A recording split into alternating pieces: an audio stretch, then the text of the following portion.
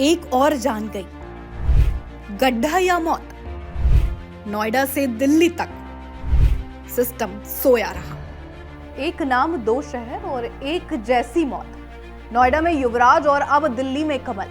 दोनों युवा, दोनों कामकाजी और दोनों की जान एक जैसी लापरवाही ने ली।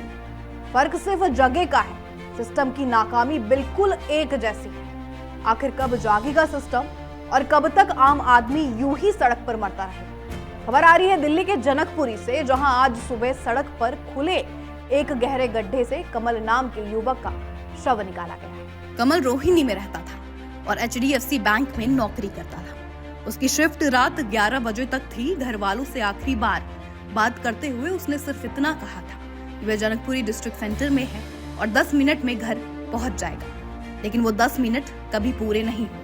रात के अंधेरे में सड़क पर खुला गड्ढा कमल को दिखाई नहीं दिया। गड्ढे के आसपास ना तो कोई बैरिकेड था, ना चेतावनी बोर्ड और ना ही कोई लाइट।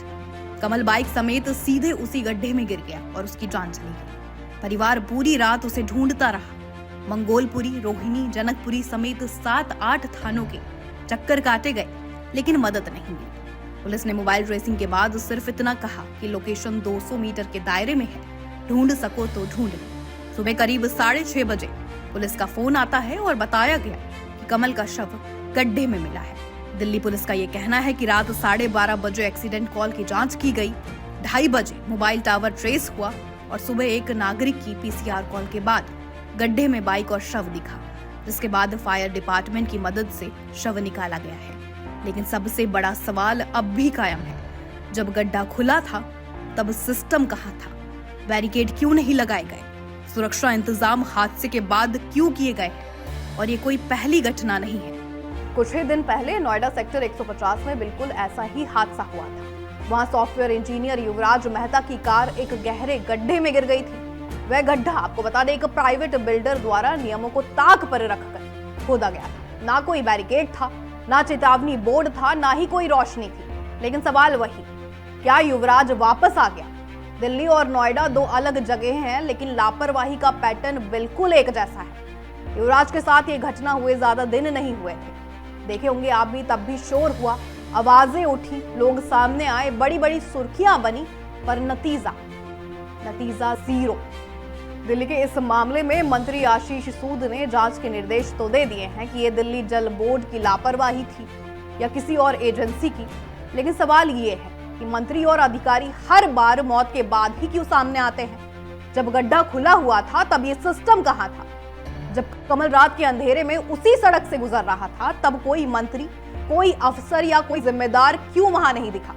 कहा गया था कि अब हालात बदलेंगे, नोएडा की दशा बदल जाएगी, जिम्मेदारी तय होगी, लेकिन नतीजा क्या निकला? कुछ ही दिनों बाद दिल्ली में वही कहानी, वही गड्ढा, वही लापरवाही और वही एक और मौत। ये घटनाएं परेशान इसलिए करती हैं क्योंकि देश में बड़े बड़े वादे किए जाते हैं, smart city, world class road, सुरक्षित सड़कें।